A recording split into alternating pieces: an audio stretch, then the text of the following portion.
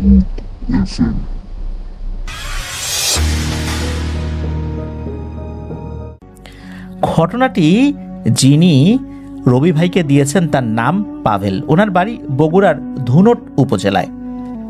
তো এই ধুনট এলাকাতেই 1980 কি 82 সালের দিকে ঘটনাটি ঘটেছিল।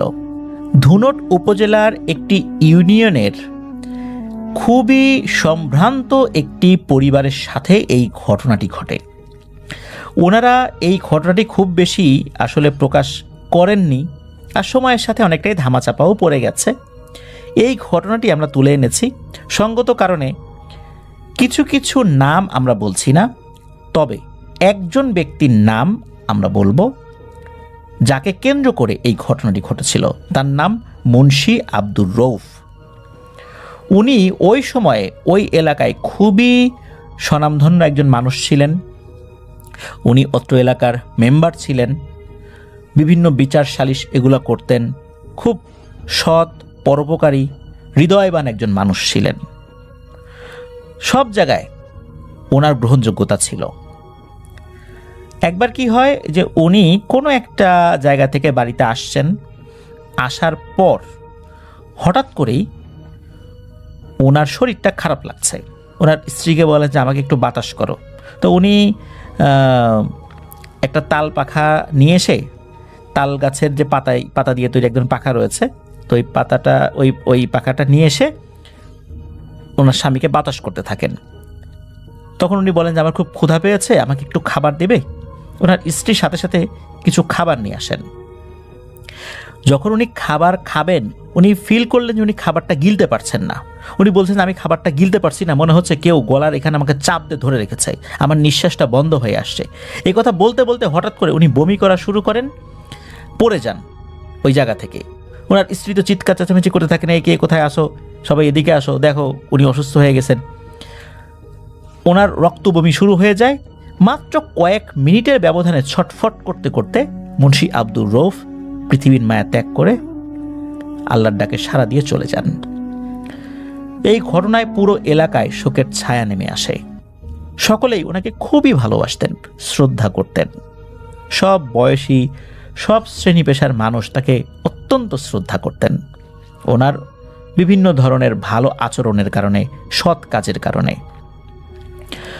স্থানীয় একটি নতুন তৈরি হওয়া কবরস্থানে ওনাকে দাফন করা হয়। এই কবরস্থানটা তৈরি করার পেছনে, জায়গা দান করা, তারপরে আরও অনেকগুলো কাজের পেছনেও এই মুন্সি আব্দুর রৌফের অবদান ছিল। নিজের হাতে গড়া সেই কবরস্থানেই মুন্সি আব্দুর রৌফকে সমাহিত করা হয়। কবরস্থানটা নতুন ছিল, তখন 8 থেকে 9 জন ব্যক্তির কবর সেখানে হয়েছে বলে জানা যায় ওই সময়ে। মুন্সি আব্দুর রৌফের যেই বাড়ি থেকে মসজিদের দূরত্ব প্রায় 0.5 কিলোমিটার, আর ওই মসজিদ থেকে ওই কবরস্থানের দূরত্ব প্রায় 0.5 কিলোমিটার। তার মানে ওনার বাড়ি থেকে ওই নতুন কবরস্থানের দূরত্ব প্রায় 1 কিলোমিটারের মতো। ওনাকে যেদিন কবর দেওয়া হয়, দিনের বেলাতেই কবর দেওয়া হয়েছে। তো কবর যেদিন দেওয়া হয়েছে তার মানে ওই দিনই রাতের বেলা থেকেই একটা ঘটনা শুরু হয়। সেটি হচ্ছে, মসজিদের যিনি ইমাম সাহেব, উনি এশার নামাজ পড়ে বাড়িতে যেতেন। উনি আসরের নামাজ পড়ানোর জন্য আসতেন, আসরের পরে মাগরিবের নামাজ পড়াতেন, মাগরিবের পরে এশার নামাজ পড়িয়ে মসজিদটা ঝাড়ু টাড়ু দিয়ে তালাবন্ধ করে বাড়িতে চলে যেতেন। ওনার হাতে কোনো টর্চ লাইট ছিল না, একটা হারিকেন নিয়ে আসা যাওয়া করতেন আর কি। তো বাড়িটাও ওই কবরস্থান পার করে, তার মানে হচ্ছে বাড়ি থেকে মসজিদের দূরত্ব 1 কিলোমিটারের বেশি হবে। এই জন্য সব ওয়াক্ত উনি বাসা থেকে এসে নামাজ পড়াতে পারতেন না। এই জন্যই সাধারণত দেখা যেত উনি আসরের সময় এসে একবার এশার নামাজ পড়িয়ে তারপর যেতেন। উনি যখন এশার নামাজ পড়িয়ে ওই কবরস্থানের পাশ দিয়ে যাচ্ছিলেন, হঠাৎ করে উনি জিকিরের আওয়াজ শুনতে পান। বেশ অদ্ভুত শব্দে জিকিরের আওয়াজ। এই জিকিরের আওয়াজটা আসছে এই মুন্সি আব্দুর রৌফ সাহেবের কবরের ওখান থেকে। নতুন কবরস্থান তো বেশ দূরে দূরেই কিছু কিছু কবর ছিল, অল্প কিছু কবর ছিল। তো যেই পাশ থেকে আসছিল শব্দটা, এটা মুন্সি আব্দুর রৌফ সাহেবের কবরের ওখান থেকে আসছে, এটা উনি নিশ্চিত হলেন। উনি চিন্তা করলেন যে আব্দুর রৌফ সাহেব অত্যন্ত ভালো একজন মানুষ ছিলেন, হয়তোবা কোনো জিন এখানে এসে জিকির আজগার করছে, ওনার জন্য দোয়া করছে, এটা হতেই পারে। এটাকে উনি খুব একটা অস্বাভাবিকভাবে নেন নাই, বরঞ্চ নিয়ম অনুযায়ী উনি ওখানে বেশিক্ষণ দাঁড়ান নাই, দ্রুত পাশ কাটে চলে গিয়েছেন। কারণ এই ধরনের ঘটনা ঘটলে সেখানে বেশিক্ষণ দাঁড়ানো উচিত না, এটাকে উনি ভালো মনে করে ওখান থেকে চলে যান। পরের দিন এশার নামাজের পর, উনি কিন্তু এটা কাউকে বলেন নাই, ওটা ওই পর্যন্তই। পরের দিন এশার নামাজের পর উনি যখন আবার বাড়িতে ফিরছেন, ওনার এশার নামাজের পর বাড়িতে ফিরতে একটু দেরি হয়, কারণ এশার নামাজের পর মসজিদটা উনি ঝাড়ু দেন ফজরের নামাজের সময় যাতে মুসল্লিদের অসুবিধা না হয় এই জন্য ওনার মসজিদ থেকে বেরোতে কিছুটা দেরি হয়ে যায়। তা রাত আনুমানিক 9টা সাড়ে 9টা বাজে আর কি। আর তখনকার সময় ওই গ্রামে সন্ধ্যার পরপরই লোকজন শুয়ে পড়তো, কিছু মানুষ এশার নামাজ পড়তে এসে নামাজ পড়ে বাড়িতে গিয়েই ঘুমিয়ে পড়তেন। এই কারণে ওই সময় একদম শুনশান নীরবতা বিরাজ করতো, আশেপাশের লোকজন দেখা যেতই না। তো উনি যাচ্ছেন হারিকেন নিয়ে, আবারও মুন্সি আব্দুর রউফ সাহেবের কবরের পাশ থেকে সেই জিকিরের আওয়াজ শোনা যায়। এবারও উনি বিষয়টা এড়িয়ে তাড়াতাড়ি বাড়িতে চলে যান। উনি একটা অদ্ভুত বিষয় লক্ষ্য করেন, সেটা হচ্ছে এই জিকিরের আওয়াজ, এটা স্বাভাবিক কোনো শব্দ ছিল না। যেমন আমরা জিকির করি সুবহানাল্লাহ, আলহামদুলিল্লাহ, আল্লাহু আকবার, বা লা ইলাহা ইল্লাল্লাহ, ইল্লাল্লাহ ইল্লাল্লাহ, এভাবে জিকির করে না। তো এই টাইপের কোনো শব্দ উনি শোনেন নাই, অদ্ভুত রকমের কিছু শব্দ, কিন্তু সেটা অ্যারাবিক শব্দও ছিল না।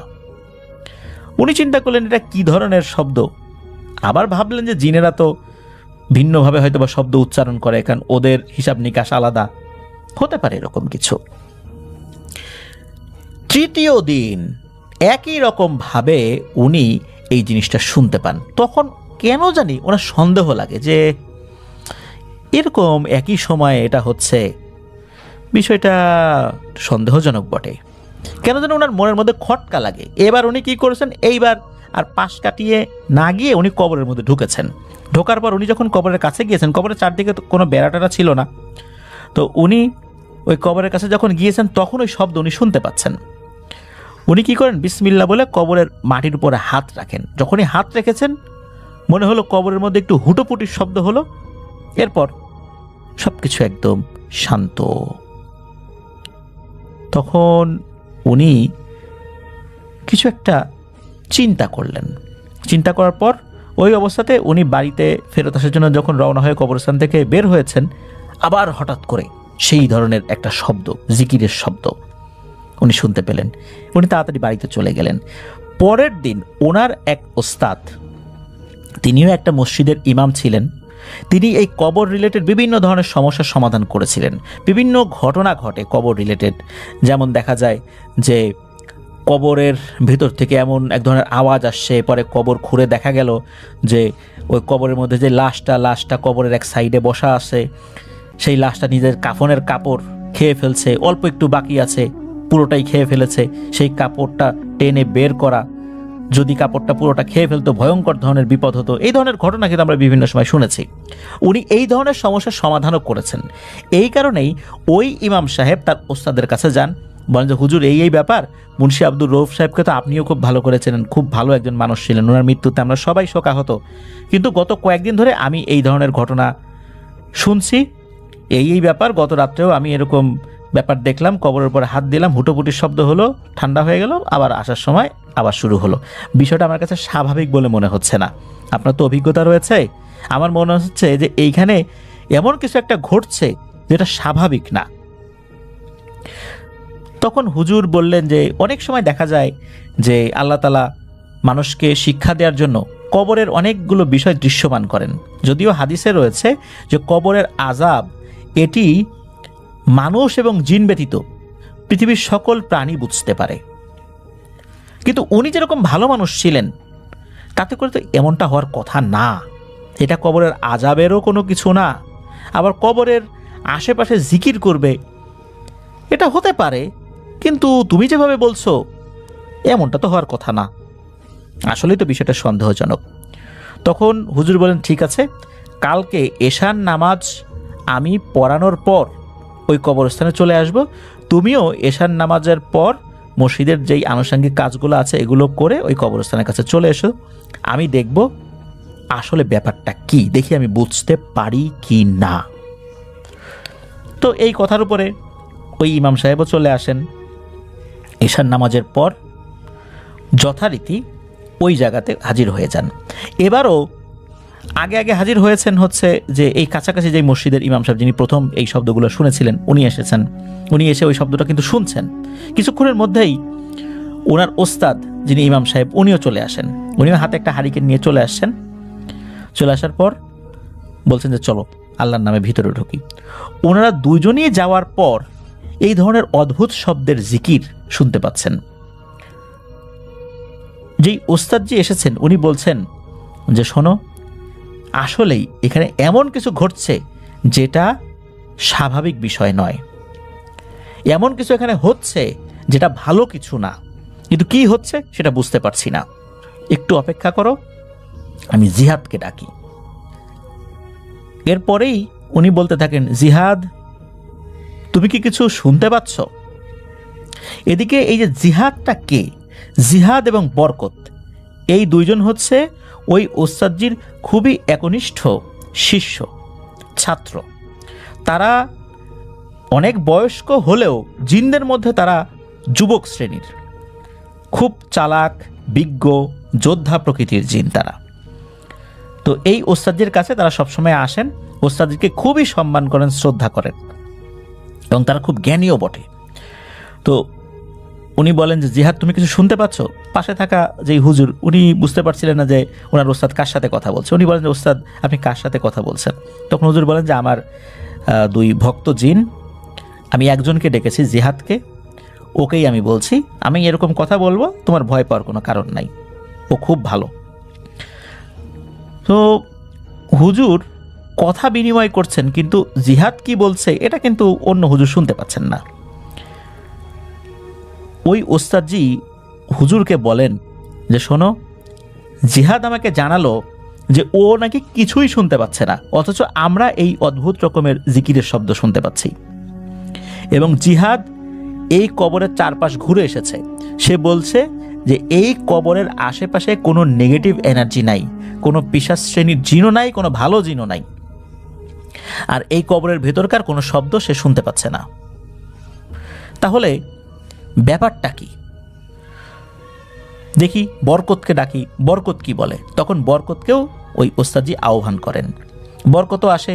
বরকতও খুব সময় নিয়ে চারদিকে ঘোরেন, ওই কবরটার চারদিকে ঘুরে তখন ওই ওস্তাদজিকে বলেন যে ওস্তাদজি, এখানে আসলে এমন কিছু একটা হচ্ছে যেটা আমরা বুঝতে পারছি না, তবে এতটুকু বলবো, এই কবরের ভেতরে কোনো পিশাচ শ্রেণীর জিন এখন নাই।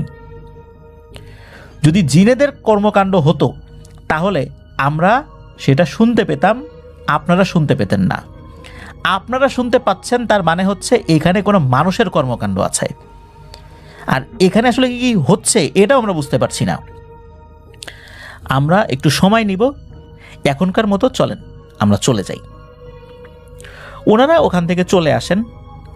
ওস্তাদজি উনি ওনার মতো করে চলে যান, ওই ইমাম সাহেবও চলে আসেন। তবে ওস্তাদজি বলেন যে যেহেতু মুন্সি আব্দুর রউফ সাহেব অত্যন্ত সম্মানিত একজন ব্যক্তি ছিলেন, এই বিষয়ে আসলে কি হচ্ছে এটা সুরাহা না হওয়া পর্যন্ত তার পরিবার বা অন্য কাউকে এই বিষয়টার জন্য জানানো না হয়। জানানো হলে বিষয়টা নিয়ে অনেক নেতিবাচক কথা ছড়িয়ে পড়তে পারে। এটা রহস্য উদ্ঘাটিত হওয়ার পরেই ওনারা সকলকে বিষয়টা জানাবেন এই সিদ্ধান্ত নেন। তো যাই হোক, ইমাম সাহেব উনি যার যার মতো বাড়িতে চলে গেছেন দুইজন। এর পরের দিনও ওই ইমাম সাহেব যখন রাতের বেলা ওই কবরের পাশ দিয়ে যাচ্ছিলেন, একই রকমের সাউন্ড উনি শুনতে পান। তবে উনি আর ওখানে দাঁড়ান না, উনি সোজা বাড়িতে চলে যান। এর 2 দিন পর ওই যে ওস্তাদজি যিনি ইমাম সাহেব, উনি দিনের বেলাতেই খুব তাড়াহুড়া করেই ওনার ছাত্রের বাড়িতে চলে আসেন। এসে বলেন যে খুব ভয়ঙ্কর কিছু তথ্য পেয়েছি, যা শুনলে তুমি অবাক হয়ে যাবা, আতঙ্কিত হবা। তখন ওস্তাদজি বলেন যে গত 2 দিন প্রতি রাত্রেই আমি ওই কবরের কাছে গিয়েছি, অনেক রাত্রে। আমি যখনই ওই কবরের উপরে হাত দেই তখনই ওই আওয়াজটা বন্ধ হয়ে যায়, কিন্তু দূরে আসলে আবার শুরু হয়ে যায়। ফজরের আজান পর্যন্ত এটা চলতে থাকে। আর আমি গত রাত্রে একটা স্বপ্ন দেখেছি। আমি স্বপ্নে দেখেছি ওই কবরের মধ্যে দুটো বেটে আকৃতির কালো কুচকুচে অবয়ব ওই লাশের পায়ের কাছে একটা বসে আছে, আর বুকের কাছে মুখোমুখি অবস্থানে বসে আছে। বসে বসে ওরা কি যেন ভয়ঙ্কর শব্দে পাঠ করছে। এই স্বপ্নটা আমি ইস্তেখারা করার মাধ্যম দিয়ে দেখেছি। তার মানে আল্লাহ আমাকে কোনো কিছুর নির্দেশনা দিচ্ছেন, কোনো কিছু বোঝানোর চেষ্টা করেছেন। আমি এখনো বিষয়টা পরিষ্কার না, কিন্তু যদি জিনেদের মাধ্যম দিয়ে এটা হতো তাহলে বরকত এবং জিহাদ সেটা টের পেত। তাহলে রহস্যটা কি এটা আমি এখনো বুঝতে পারছি না। আমি আজকে তোমার সাথে নিয়ে কবরটা খুঁড়ব, তবে এটা কাউকে বলা যাবে না। সুতরাং আজকে মনে মনে প্রস্তুত হয়ে নিও, আজকে আমরা কবর খুলব। আর এই বিষয়ে জিহাদ এবং বরকত আমাদেরকে সাহায্য সহযোগিতা করবে। তো এরকম পরিকল্পনা হয় রাতের বেলা, অনেক রাতের বেলা, মানে রাত 9:30 10টা না, প্রায় রাত 1:30 2টোর দিকে এই দুইজন হুজুর ওই কবরস্থানে চলে যান। যাওয়ার পরে সত্যি তখনও এরকম আওয়াজ হচ্ছিল। এরপর যখনই ওই হুজুর বিসমিল্লাহ বলে কবরের উপরে হাত দিয়েছেন, ভিতরে মনে হলো আবার একটু শব্দ হলো, এরপর আবার ঠান্ডা। এবার কবর খোঁড়া শুরু করেছেন ওনারা। কবর খোঁড়া যখন শুরু হয়েছে, আস্তে আস্তে কবরটা খুঁড়েছেন, পুরোটা খোঁড়েন নাই। এক পাশ খোঁড়ার পর ওই বাঁশটা একটু সরানোর পরে হারিকেনের আলো যখন ধরেছেন, তখন দেখেন আরে একদম স্বাভাবিক সব কিছু। কবরের ভেতরে মুন্সি আব্দুর রউফের যে ডেড বডি রয়েছে সেটা পচনও ধরে নাই, কোনো দুর্গন্ধ হয় নাই, একদম স্বাভাবিক আছে সব কিছু। প্রায় 5-6 দিন হয়ে গেছে এর মধ্যে। উনি দেখেন যে কিরি কিছুই তো না, কবরের ভেতর তো কিছুই নাই, মানুষও নাই। আর ওইদিকে জিহাদ এবং বরকত তারাও সেখানে উপস্থিত ছিল। তারাও ওই ওস্তাদজিকে জানিয়েছেন যে হুজুর যদি কবরের ভিতরে কোনো জিন থাকতো তাহলে তো বের হতো, তাহলে তো ওরা দেখতে পেত। কোনো জিনের উপস্থিতিও টের পায় নাই এই জিহাদ এবং বরকত। ঘটনাটা কি, খুব চিন্তায় পড়ে যান তারা সকলে। তখন এই জিহাদ এবং বরকত বলেন যে আমাদের এই গোত্রে অত্যন্ত বিচক্ষণ এবং প্রবীণ একজন জিন রয়েছে। ওনার অনেক বয়স হয়ে গেছে, তো উনি কোথাও যেতে পারেন না। উনি আমাদের গোত্রেই থাকেন। বিভিন্ন সমস্যা সমাধানে ওনার কাছে পরামর্শ চাইলে উনি কিতাবাদি ঘাটেন। ওনার অভিজ্ঞতার আলোকে বিভিন্ন সমস্যার সমাধানের জন্য উনি পথ বাতলে দেন। আমরা ওনার কাছে যাব, দেখি উনি কি বলেন। উনি যেটা বলেন সেটা এসে আপনাদেরকে জানাবো। ওনারা আবার কবরের মাটি ঠিকঠাক করে দিয়ে চলে যান যার যার বাড়িতে। পরের দিন এই জিহাদ এবং বরকত এসে ভয়ঙ্কর কিছু তথ্য দেয়। তথ্য দেওয়ার পর সকলেই নড়ে চড়ে বসেন। জিহাদ এবং বরকত এসে তথ্য দেয় যে আগামী কয়েকদিন পর এই কবরটা যেন পুনরায় খোঁড়া হয়। একটা সময়ও বলে দেন, এই সময় যেন খোঁড়া হয়। এই সময়ে খোঁড়া হলে অবশ্যই কবরের মধ্যে কিছু না কিছু তারা সকলেই দেখতে পাবেন। আর যখন দেখতে পাবেন এরপরই বোঝা যাবে যে আসলে রহস্যটা কি। এখন পর্যন্ত কোনো বিষয়ে বলাটা অত্যন্ত মুশকিলের বিষয়। এখন এই বিষয়ে কোনো কিছু বলা যাবে না। আপাতত ওনাদের গোত্রের মধ্যে ওই বিচক্ষণ জিনের পরামর্শ এটাই। তখন সিদ্ধান্ত হয়ে যায়, যেই সময়টা বলা হয়েছিল রাতের বেলা, যেই দিনে ওনারা হুজুর দুইজন ওখানে যাবেন, জিহাদ এবং বরকত সেখানে থাকবেন অদৃশ্য হয়ে আর কি। ওখানে ওই যে বিচক্ষণ জিন, বয়স্ক জিন, উনি জিহাদ এবং বরকতকে কিছু পরামর্শ দিয়েছিলেন যে তাদের কাজ কি আর এই দুই হুজুরের কাজ কি। তো রাতের বেলা তারা ওখানে গিয়েছেন, যাওয়ার পর কবর খোঁড়া শুরু করেছেন। তখন কিন্তু ওই যে জিকিরের আওয়াজ আসছিল। ওনারা যখন কবর খোঁড়া শুরু করেছেন, শুরু করার আগে কিছু রুকিয়া করতে বলেছিলেন। আগে তো রুকিয়া করা হয়নি, তখন কিছু রুকিয়া করতে বলা হয়। কবরের চতুর্দিকে কিছু রুকিয়া করা হয়। জিহাদ এবং বরকতও কিছু রুকিয়া করেন। যখন জিহাদ এবং বরকত ক্লিয়ারেন্স দেয় যে হ্যাঁ এখন খোঁড়া যেতে পারে, তখন ওনারা খোঁড়া শুরু করেছেন। যখন খোঁড়া শুরু করেছেন তখন খুঁড়তে খুঁড়তে কবরটা, তখন বলা হয় যে এইবার কবরটা পুরোটা খুঁড়তে হবে। আগে এই যে এক সাইডে দেখা হয়েছিল, এখন এটা করা যাবে না, পুরোটা খুঁড়তে হবে। পুরোটা ওনারা খোঁড়েন। ওনারা ভয় পাচ্ছিলেন এখন যদি কোনো আত্মীয় স্বজন, বিশেষ করে মুন্সি আব্দুর রউফ সাহেবের আত্মীয় স্বজন এসে এই দৃশ্য দেখে, কি জবাব দেবেন? এটা তো একটা বড় ধরনের সামাজিক বিশৃঙ্খলা দেখা দিবে। তারপরও ওই জিহাদ এবং বরকত বলেছিলেন যে এই দিকতে কেউ আসবে না, যদি আসেও এমন একটা মায়াজাল সৃষ্টি করে রাখবে ওরা কিছু দেখতে পাবে না, এতটুকু নিশ্চয়তা দিয়েছিলেন আর কি। তো যাই হোক, কবর খোঁড়া হচ্ছে, পুরোটা খোঁড়া হয়, চাটাইটা তুলে ফেলা হয়। এরপর একে একে বাঁশ যখন তোলা শুরু করেছে, তারা দেখেন আরে এইটা কি, আরে এই লোকটা তো আমি চিনি, এরকম বলে ওঠে ওই হুজুর, যেই হুজুর এই যে মসজিদের ইমাম সাহেব, মানে এই মুন্সি আব্দুর রউফ সাহেবের বাড়ির কাছে যে মসজিদ, বলে আরে এই লোক তো আমি চিনি, একে তো আমি অনেকবার দেখছি। ওনারা দেখেন মুন্সি আব্দুর রউফ সাহেবের লাশের উপরে বসে একটা লোক, তার চাপ দাঁড়িয়ে আছে, মাথায় চুল নাই, টাক, একটা হাফ প্যান্ট জাতীয় কিছু পরা, কালো কুচকুচে তার দেহ। এই লোকটা বসে হাতে একটা বই নিয়ে কিছু একটা পড়ছে। ওই অন্ধকারে তো তার দেখার কথা না কোনো কিছু, তারপর সে পড়ছে। তারা যে কবর খুঁড়ছে, সে ওই দিকে তাকাতেও পারছে না, সে পড়েই যাচ্ছে এক মনে। সেই ওইভাবে ভয়ঙ্কর শব্দে বিশেষ এক ধরনের মন্ত্র আওড়াচ্ছে। এটা আসলে জিকির না। হুজুর দুইজন ওনারা দেখে তো অবাক হয়ে যান এই দৃশ্য, আর একজন তো তাকে চেনে। ওস্তাদজিকে বলেন যে এই লোকটাকে আমি চিনি, এই লোকটা অনেকবার এই মুন্সি আব্দুর রউফ সাহেবের বাড়িতে আসছে, আমি মুন্সি আব্দুর রউফ সাহেবের বাড়িতে মাঝে মাঝে যেতাম, তখন এই লোকটাকে এই বাড়িতে আমি দেখেছি, এই বাড়িতে কয়েকদিন করে সে থাকতো, আবার চলে যেত। তবে এই লোকের বিষয়ে আমি বিস্তারিত কিছু জানি না, তবে এই লোকটাকে আমি চিনি। এখন এই লোকটা কেন ওখান থেকে উঠতে পারছে না, কেন বা পালাতে পারছে না? তখন জিহাদ এবং বরকত ওস্তাদজি হুজুরকে জানান যে আমরা যে রুকিয়াটা করেছি, এই রুকিয়ার কারণেই ও পালাতে পারেনি, উঠতেও পারেনি। জিহাদ এবং বরকত এটাও জানায় যে এখানে একটা বিশেষ পদ্ধতিতে সুড়ঙ্গ করা হয়েছে। যখনই সে টের পেত, এদিক দিয়ে সে বের হয়ে যেত, আর হঠাৎ করে দেখলে কবরস্থানের এই কবরের এখানে দেখলে বোঝা যেত না যে এইটায় একটা সুড়ঙ্গ আছে। ওই সুড়ঙ্গ দিয়ে বের হওয়ার পর আবার মাটির কিছু ঢেলা ঢেলা দিয়ে ওইটা বন্ধ করে দিত, যার কারণে সে এর ভিতরে ঢুকতো, বের হতো অন্য আর একটা পাশ দিয়ে, যেটা কেউ বুঝতে পারতো না, কবর খোঁড়া ছাড়াই সেই কবরের মধ্যে ঢুকে পড়তো। এটাই হচ্ছে রহস্য। আর এই রুকিয়া করা হয়েছে যার কারণে সে পালাতে পারেনি। যতক্ষণ পর্যন্ত এই বন্ধটা কাটানো না হবে, সে এখান থেকে উঠতেও পারবে না। আর এখনই কাটানো যাবে না, আপনারা দুজন ধরে এটাকে উপরে তোলেন। তখন ওই বেটাকে ধরে উপরে তোলা হয়।